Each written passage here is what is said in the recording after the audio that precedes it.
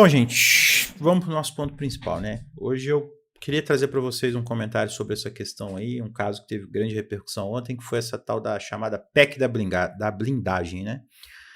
E é um tema curioso, interessante, porque ele expõe de forma muito clara algo que eu já venho comentando aqui já tem bastante tempo, como que a política brasileira ela acaba sendo conduzida por uma lógica em que a polarização ela serve mais para alimentar ilusões e paixões do que para enfrentar o problema real do país.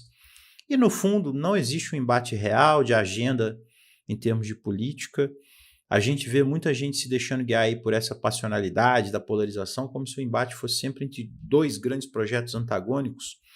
Só que no fundo, quando você observa com atenção, os deputados eles estão muito mais preocupados, né, deputados, senadores, com seus próprios interesses, com a sua autopreservação do que com qualquer compromisso maior em relação ao país. E essa PEC aí, a PEC 3 de 2021, apelidada justamente aí de PEC da blindagem, ela escancara um pouco essa lógica de forma exemplar.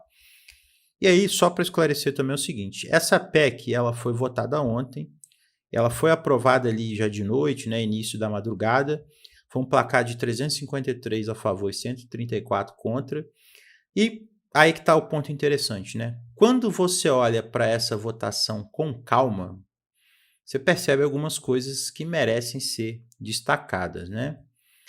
Porque revela muito sobre como que funciona a política no Brasil, sobre o real sentido também dessa proposta, e isso é algo que eu queria trazer para conversar com vocês hoje, né? Antes de eu entrar nessa questão do voto, de trazer essa questão dos partidos, eu acho que tem uma análise necessária aí nesse momento e a gente precisa entender primeiro o que que é essa PEC, né?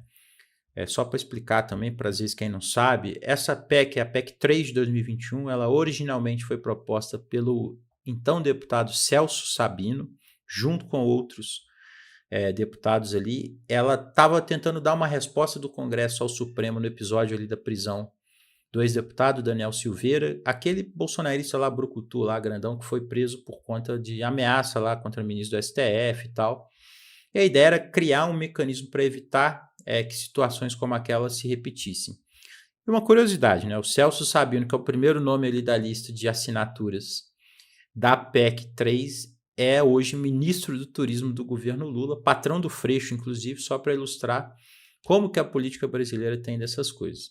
E aí ontem o que foi votado não foi a PEC original, foi um substitutivo de um outro deputado, que agora esqueci o nome dele, que é um pouco mais restrito, mas que também mantém essa lógica de reforçar a blindagem dos parlamentares diante de processo, de denúncia, né?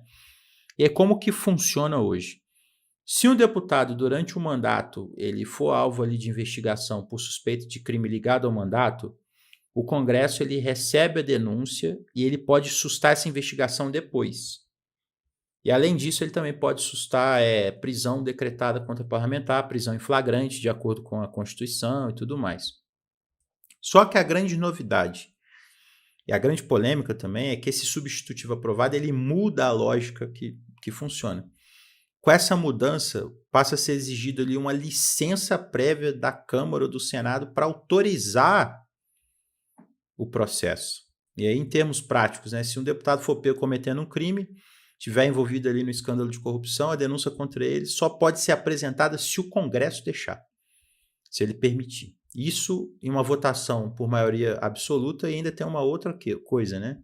Essa votação é secreta. Ou seja, um parlamentar pode votar para proteger um outro de uma investigação de corrupção sem ter nenhum desgaste público com isso. E esse é o coração dessa chamada IPEC da blindagem, né, que é um mecanismo que institucionaliza essa autoproteção da classe política com direito a voto secreto para escapar da pressão popular. E é exatamente isso que está sendo duramente criticado depois da aprovação dessa proposta ontem lá na Câmara. Então, assim, esse texto que foi aprovado, né, apesar de ele ser um pouco mais recuado em relação ao texto original, quando se trata assim, dessa questão de processo, de prisão, ele realmente funciona como uma blindagem. E aqui eu queria propor até uma conversa mais madura sobre esse ponto. Eu não vou entrar em minúcias aí do direito, porque para chegar até aqui eu precisei ler a PEC, ler a análise, entender o funcionamento dela. Isso me tomou muito tempo, mas também não é meu papel falar se é constitucional ou não, se pode ou não pode. O que eu posso é trazer ali essa questão é que existem análises que apontam para uma inconstitucionalidade da proposta, Até porque, se a gente volta no tempo até 2001, funcionava mais ou menos desse jeito, o Congresso autorizando o processo. E uma curiosidade, um dado que eu vi, eu não sei se está aqui na tela, né, que eu ia mostrar para vocês, que eu fiquei até relativamente surpreso, né? O Congresso ele precisava autorizar e quase não existia processo, cara. Eu estava olhando aqui, ó, o Congresso autorizou apenas um processo contra parlamentar entre 1988 e 2001, quando valia essa regra, tá? Um processo. Mais de 250 pedidos e um foi autorizado. Então, assim, era uma farra, né, gente?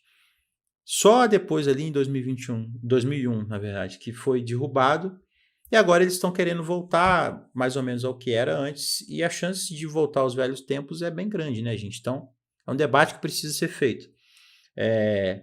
Então, assim, isso pode inviabilizar a responsabilização de parlamentar que cometeu o crime. Eu vou deixar linkado algumas análises, algumas leituras para quem quiser aprofundar. E a partir disso que eu quero fazer uma avaliação política desse processo, olhando para alguns pontos que eu considero fundamentais. A primeira questão que eu queria mostrar para vocês, obviamente, é a questão dos votos, né? É uma questão relativamente importante, né? Quando a gente olha para os votos dessa proposta, você tem aqui, esse aqui é o verdinho, é o que mais deu voto, é o que menos deu voto, né? Você tem aqui esses partidos aqui, pessoal, PCdoB, Rede Novo, que votaram contra, né? Você tem aqui PRD 100% a favor, PL 94% a favor, não teve nenhum voto contra o PL. Galera aí Depois eu vou fazer uma análise sobre essa questão do que virou junho de 2013, né? Que são os herdeiros de 2013.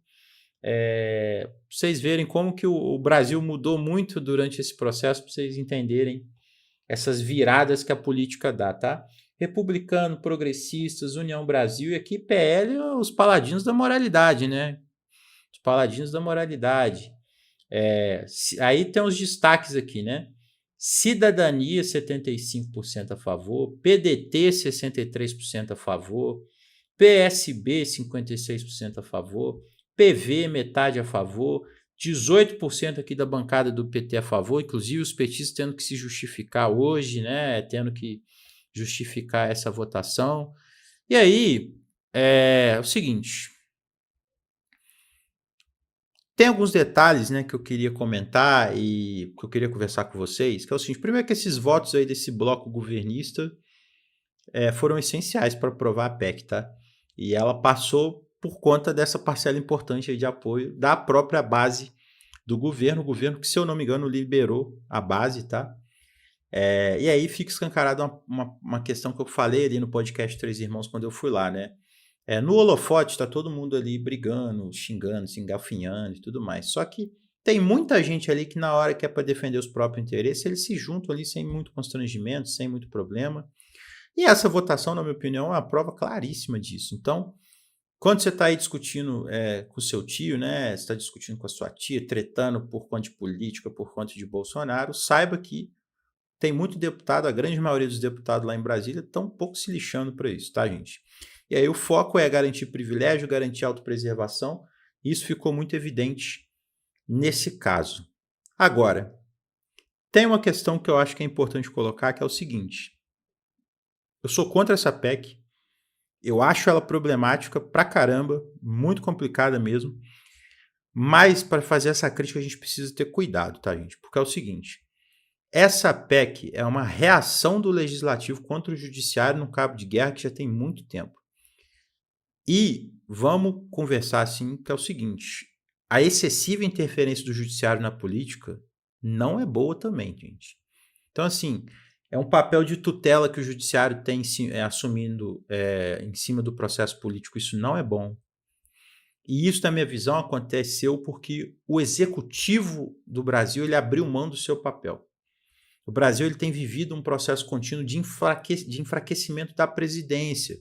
E aí esse movimento vem ali desde a Dilma, passa ali pela Lava Jato, que explorou muito bem esse sentimento legítimo da população contra a corrupção para se empoderar além da conta, passando de todos os limites. O Temer foi um presidente sem nenhuma aprovação popular, que se sustentou basicamente com emenda ali, entregando tudo para o Congresso. Foi quase que um parlamentarismo ali na época do Temer, tá? O Bolsonaro também ali, depois da metade para frente, fez a mesma coisa, entregou um poder absurdo para o parlamento arrancou o fígado da presidência ali para poder se manter no cargo, para poder botar ali dentro do governo a turma que ele estava chamando de bandido há um ano atrás. Vocês lembram disso? Do Heleno? Falando lá, se gritar pega Centrão, não sobra um? Então, pois é, depois o Centrão estava tudo lá do lado dele, ele estava lá no colinho do Centrão. E o resultado, né, dessa questão é que o executivo está cada vez mais frágil, ele se abstém de disputar a política, de fazer disputa política. Quando você tem ali, igual na situação atual, você tem um executivo que não faz disputa política, né? Você tem um Congresso fortalecido, você tem um judiciário também fortalecido, e você tem um Estado meio que de bagunça institucional, sim, gente. E isso no embalo, essa questão do judiciário, por exemplo, no embalo de um protagonismo que ele conquistou lá no início da Lava Jato. Então, isso é um equilíbrio muito frágil. E, para mim, só existe uma forma de resolver essa questão, é com política. Isso significa você reestabelecer essa liderança do executivo como o centro do processo, como a autoridade que tem legitimidade máxima ali da questão do voto popular, você restabelecer essa legitimidade do voto. O presidente do Brasil ele tem que exercer esse papel de liderança política com respaldo democrático popular para colocar a ordem na casa. Sem isso, que a gente vai continuar vendo é essa disputa aí entre os poderes que só vai gerar esse tipo de coisa e esse tipo de aberração que é tipo essa PEC aí. E aí, para fechar, eu só quero fazer uma reflexão sobre essa questão da PEC, sobre a questão da crítica à política, que muitas pessoas leem como antipolítica, né? Inclusive, quando eu fui fazer essa fala lá no Três Irmãos, teve gente, já está apelando para antipolítica e tal. Assim, gente, essa crítica à política, ela alimenta a possibilidade para uma mobilização popular que, se bem direcionada, ela assusta os políticos, ela assusta essa galera que está estabelecida no poder de uma forma bem séria, assim. Só que isso não vai ser aproveitado agora. Por quê? E se for aproveitado, eu temo que isso vai ser aproveitado por uma linha muito complicada. Existe uma reação popular contra essa PEC muito forte mesmo, uma reação com razão. Essa PEC é simplesmente para liberar o deputado a fazer palhaçada à vontade sem ser julgado. Só que se você olha, boa parte da base do governo apoiou. Boa parte do próprio PT apoiou. E aí já estão começando a justificar, falando que isso é negociação, que é assim que funciona o Congresso, que já escalaram, inclusive, uma tropa de choque ali para defender. Falaram que era para fazer acordo em relação à anistia, e agora o Lula já falou que aceitam a anistia para o pessoal do 8 de janeiro. E aí fica uma situação que é o seguinte: você tem uma bola quicando para direcionar esse sentimento de rejeição à política para algo construtivo, para algo de ampliação democrática, de ampliação de direito, de fortalecimento da força do povo, né? Mas isso não acontece porque você tem várias organizações ali que poderiam puxar esse processo, que estão desarticuladas, que estão amarradas ao petismo, que não conseguem fazer uma crítica, que em algum momento vai precisar tensionar, enfrentar a própria base do governo, vai precisar enfrentar o próprio partido do governo. E o resultado é que, dentro dessa crítica a uma proposta como essa, você fica de freio de mão puxado. Essa mobilização ela acaba sendo puxada por setores da direita que direcionam isso para a linha política deles, inclusive dentro de uma linha política de glorificação, de ampliação dessa tutela do judiciário. Isso aconteceu em 2013, inclusive, vocês lembram disso? Né? Nesse sentido que aconteceu próximo de 2013. E aí, assim, eu não sei se isso vai ter capacidade ou adesão popular para se transformar em algo maior. Eu acho que isso deveria ser mobilizado por setores ali populares, por setores que vão dar um alinhamento melhor nessa crítica.